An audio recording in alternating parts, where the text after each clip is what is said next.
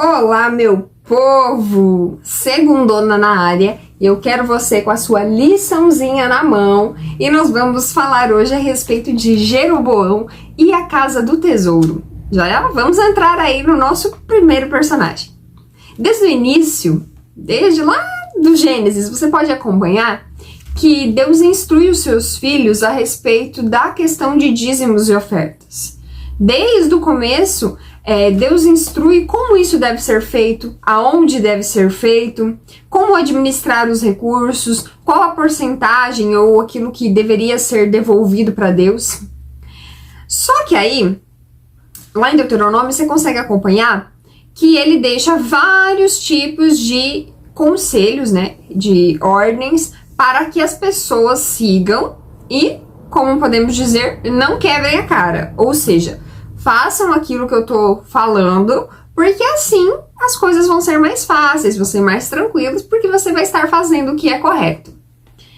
A ordem de Deus sobre o assunto era clara.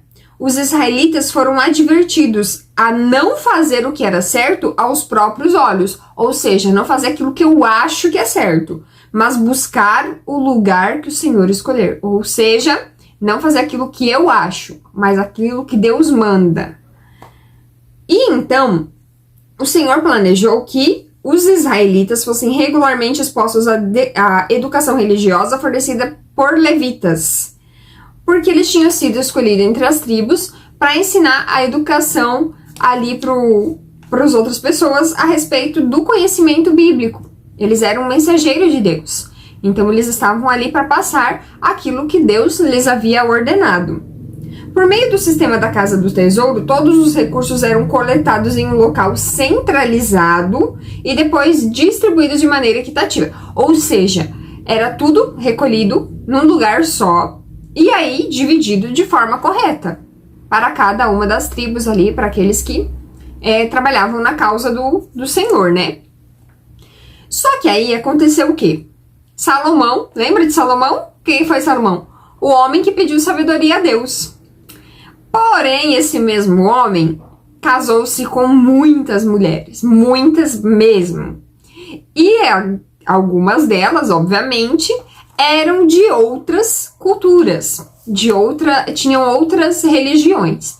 E ao casar-se com essas mulheres, ele fez com que essas mulheres pudessem construir seus altares, adorar os seus deuses e trouxe apostasia para o meio do povo. E essa ação foi, assim, uma divisão terrível no reino, principalmente durante o reinado do seu filho Roboão. Quando a maior parte do território foi dada a Jeroboão, um dos servos de Salomão. Aí entra o nosso primeiro personagem. Jeroboão foi um forte incentivador de doações, só que pro destino errado. Ou seja, ele tinha um bom coração, porque ele incentivava que as pessoas doassem. Só que não era da forma correta, da maneira correta. Ele não incentivava que as pessoas fizessem o que Deus pedia, mas aquilo que ele achava que era certo. Jeroboão orientou o povo a apresentar ofertas em Betel, ao invés de ir lá em Jerusalém, na Casa do Tesouro. Não precisa ir lá não, gente. Vai ter que ficar indo lá toda vez, levar esse dinheiro. Não, essas suas ofertas, o animalzinho, seja o que for que a pessoa fosse ofertar. Não, oferta aqui mesmo. É muito mais prático, muito mais tranquilo, tem que ficar saindo. E assim fez com que essas pessoas, fossem se distanciando da Casa do Tesouro.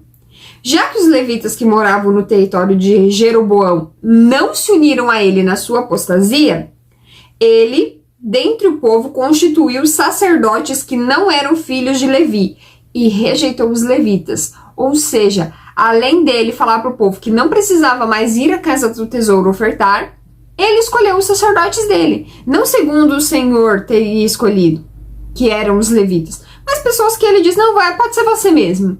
Para quê? Para que essas pessoas tivessem ali no meio dele, pessoas fáceis dele manipular, escolher o que ele queria, e essas pessoas fazerem o que Jeroboão pedisse. E fazendo com que assim a apostasia reinasse ali no meio daquele povo, fosse avançando muito rapidamente. Como resultado, todos os levitas que viviam em Israel se mudaram para Judá. E todos os que temiam a Deus continuaram indo a Jerusalém para oferecer sacrifícios ao Senhor, Deus de seus pais. Mesmo com a atitude de Jeroboão de fazer aquilo que ele achava que era correto, essas pessoas continuaram cumprindo o que Deus havia solicitado e se afastaram dessa região, se afastaram de Jeroboão e continuaram cumprindo o que o Senhor ordenara.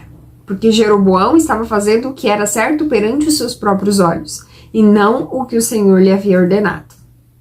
Você pode ter boas intenções no seu coração ao pegar o seu dízimo e comprar uma cesta básica. Só que não é o correto, o certo é aos seus olhos e não aos olhos de Deus. Por isso que nós temos que estar atentos ao que Deus nos pede na sua palavra e cumprir corretamente. Porque por mais boa que seja a intenção de seu coração, se não for aquilo que o Senhor pediu, de nada vai adiantar. Que nós possamos, com a lição de hoje, compreender aquilo que o Senhor espera de nós e cumprir isso na nossa vida. Por mais que muitas vezes não concordemos, mas ore para que o Espírito Santo te conceda sabedoria e ele vai te mostrar o porquê que é assim. E aí você vai ficar com o coração mais tranquilo, compreendendo a palavra de Deus. Vamos orar? Senhor Deus, amado Pai, hoje nós queremos pedir, Senhor, que tire do nosso coração tudo aquilo que é nosso, tudo aquilo que é desejo próprio, tudo aquilo que é bom aos nossos olhos. E que no nosso coração fique o assim diz o Senhor. Que possamos agir como o Senhor quer, da forma que o Senhor nos pede. Porque somente o Senhor, que sabe de tudo, sabe do início ao fim da nossa vida, sabe o que vai acontecer desde o primeiro dia até o último dia deste mundo. Só o Senhor sabe o que é bom. Só o Senhor sabe o que é o melhor. Por isso nós pedimos que tire do nosso coração aquilo que nós achamos que é bom e coloque dentro de nós aquilo que o Senhor espera de nós. Suplicamos em nome do teu Filho amado Jesus. Amém.